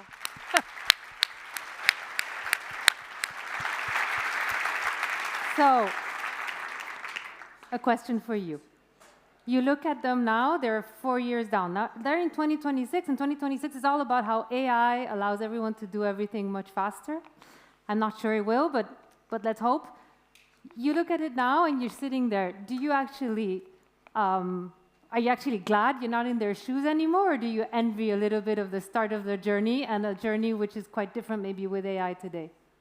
Yeah, I'm very nostalgic. So yeah, I wish I would be on stage pitching again, and it's really cool. I mean, first thing, I'm very impressed. I mean, one of the person pitching say he was 22. So also I feel like this is going, I feel super old. I say, why? I mean, I didn't start in my startup at 22. So I guess, I mean, maybe, I mean, Edouard mentioned a few numbers, but maybe EPFL is doing a good job in promoting entrepreneurship, and people are doing it much, much earlier. So I would say this is very impressive. And I mean, I will not open the debate about AI. I think this is really cool. I mean, we are doing so many things in terms of administrative, building contracts. And I mean, my lawyer just came in the room, so not saying we can do things, more things without them, but they are still very useful. But yeah, I think AI is accelerating a lot of things we can do, but still, I mean, the drawbacks is then I see I fear that we end up all having the same pitch, the same story, the same post on LinkedIn. It's a bit streamlined, so I really hope that founders can still keep their personality and put their skin in the story. And that's back to Pierre's point as well. Authenticity first and foremost. Thank you so much. It was such an honor having you here. Thank you. Jordi, it's not often that you decide before I finish my interview. Congrats. Thank you very much. I mean, it was hot. I mean, I had to, it almost ended up in hand fight. But thanks God I could control the whole process, and I had very, very, competent people with me. That's the most important, the team. Now, it was hot, exactly. The team did a fantastic job, and I think that and that's, again, a very big applause for all of the guys who competed tonight first. It will happen several times. I think that we were all clear that the first decision, thanks to your support, was difficult. The second discussion was difficult because we had brilliant people here. And we navigated, of course, between several factors, from the strengths of the market, from what we felt the drive of the founders was, which was high to everyone. So we were navigating between 9.5 and 10 points. All of these to say, without further ado, that we will have the pleasure now, and for this special 15 years, I would really like all of you to help me bring some tension, to bring some momentum to this thing. So we're going to give a little countdown now for announcing the winner, which will be done by our president. Go with me, 9, 8, 7, 6, 5, 4, 3, 2, 1. OptiZone. Yay! Mina.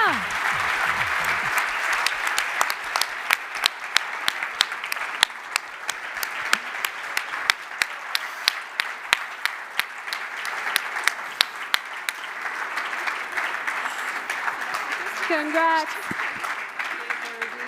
Here we go.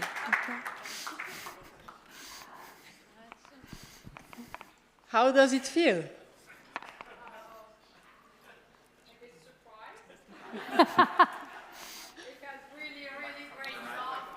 To all the founders. Oh, sorry.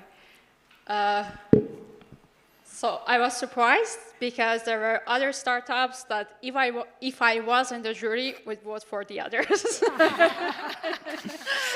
But thank you so much. Thank you.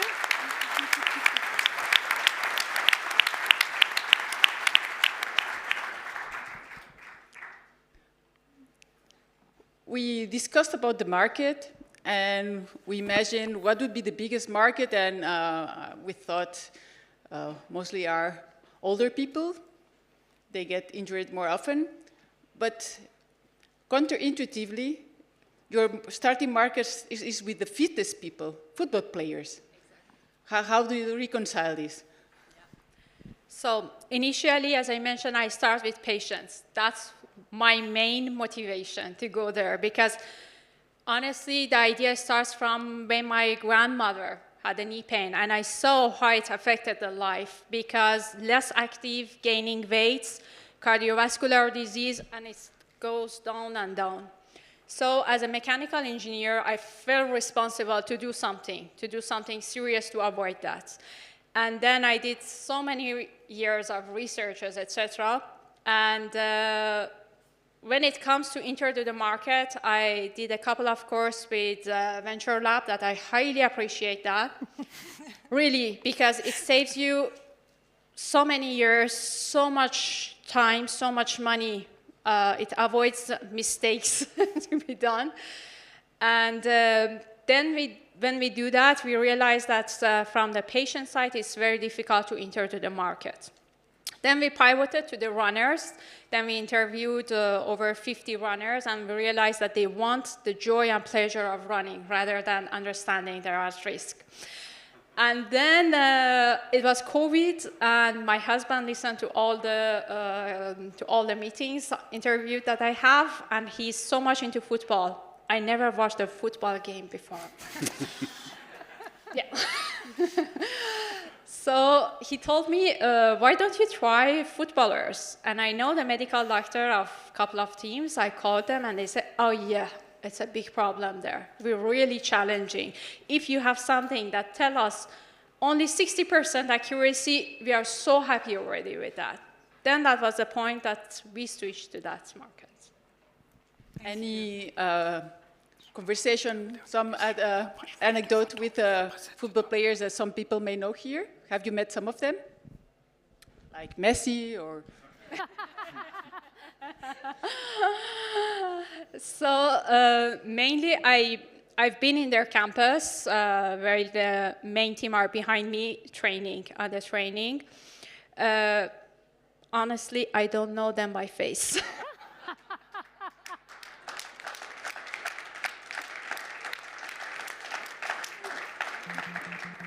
But with the medical staff, I know all of them, their families. So congratulations and a lot of success going on. Also a lot of success and congratulations for the great pitches to the other startuppers.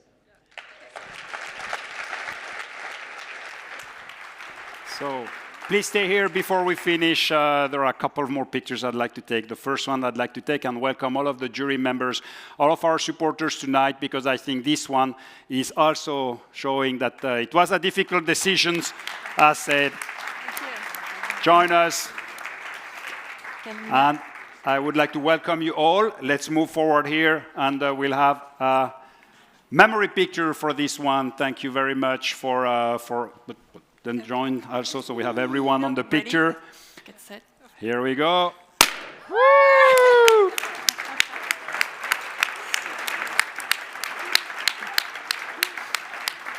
And I would like to have one final picture before we go, can I have the finalists as well? All of the startups will do after, but I would have to have the rest of the finalists for this picture as well. Please join us, the three others, for one final, and a big applause to all of them. Again, representing the startups. No, please stay. We stay, everyone, and we'll have... Stay. One step forward. Before giving the closing word, here we go. One more.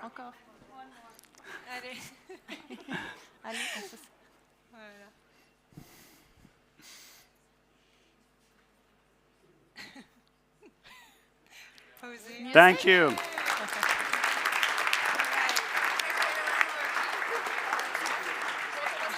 The closing words before we finish are now. So thank you for this amazing evening, and thanks to our entrepreneurs for all your innovation, your passion, and good luck with your ventures. Also our public for your presence, your energy, your votes, our jury, and our partners, Keller Acals, EY, Mirabeau, and Innovo for your support. Our speakers and stars, Pierre Baqué and Florent Héroguel. And last but not least, the exceptional team that actually worked behind the scenes to make it all happen. So Jordan, Danae, Leo, Claire, Mélanie, and Vincent, and Laura. So big applause to all of them.